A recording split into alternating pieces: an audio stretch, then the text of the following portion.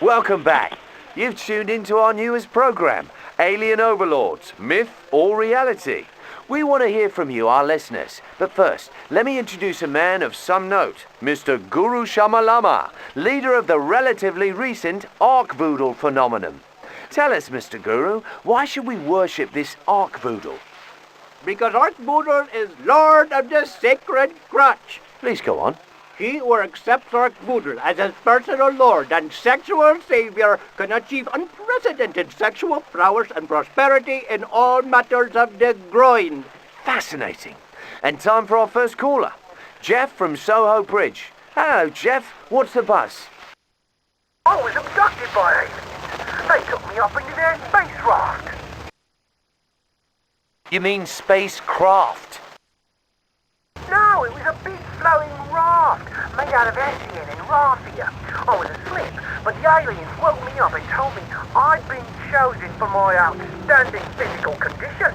I was like, blimey, they're after me up on. And they dragged me off to their secret space lab to conduct experiments on me, emaciated yet nubile frame. And where was this secret lair? It was on a moon, in the rings of Saturn. It took us a long time to get there, but they fed me so many martinis I hardly cared. Then they took me into a room lined with different probes of every shape and size, all sparkling clean. They seemed to be very hygiene conscious, really, and quite considerate too. It certainly sounds that way. And what did the aliens look like? They were small and green, they were, with big eyes and nimble little hands. It might have just been the martinis, though. Fascinating. Would you happen to have any evidence of your extraterrestrial encounter? I've got something right, only it's not for the ladies to hear, you get me?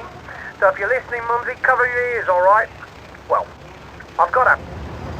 You see, it's a mark on my left buttock, shaped kind of like a little hand.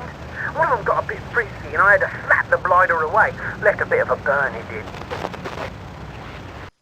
Well, that is a surprise. I mean, imagine finding self-described alien abductees here amongst the lower classes and the heel end of the educational spectrum.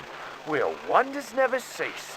Now then, we've dispatched a team of experts to Jeff's residence and we'll bring you up to date after a bit of ambient jazz that's sure to take you somewhere groovy. I would like to dedicate this song to Cryptosporidium. Thanks for nothing, Greenie. Time for our first caller, Jeff from Soho Bridge. Hello, Jeff. What's the buzz?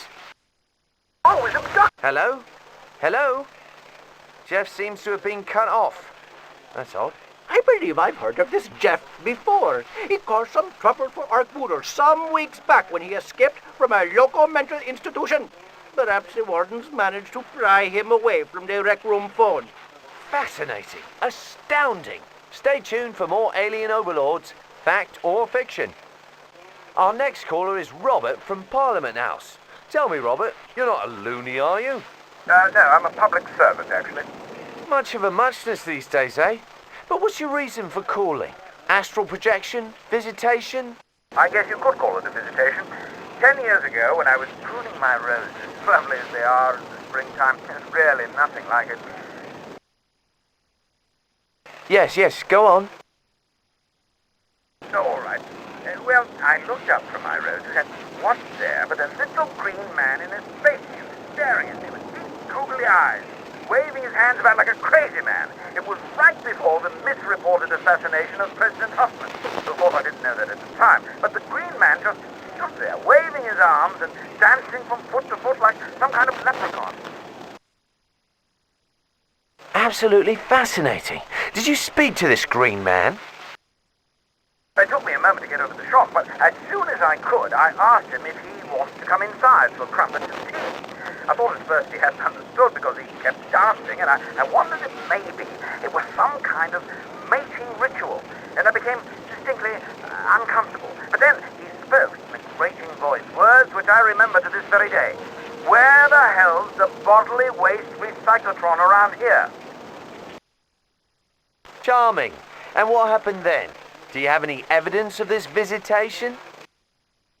Well, Then he pushed past me and disappeared into the lab. He forgot to flush, though, so I've got a bag of freeze-dried alien fecal samples in the icebox, just waiting for a hefty scientific grant.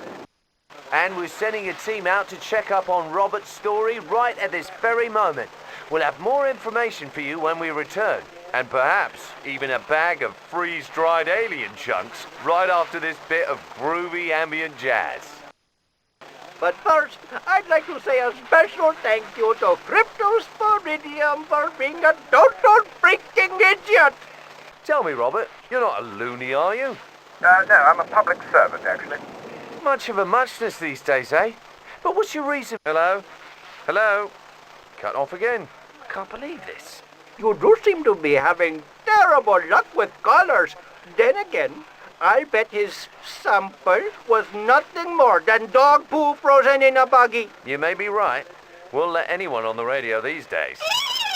Our next caller is Cynthia from Hyde Park. Welcome to the show, Cynthia. And for God's sake, please be sane. Oh, I'm quite sane, although I have in fact encountered aliens. Oh, yes? And tell us, Cynthia, what makes you different? The fact that I have a barrel of alien spores sitting in front of me in the middle of Hyde Park, and I'm inviting everyone to come and take a look for themselves. It's a life-changing experience. Cynthia? Cynthia!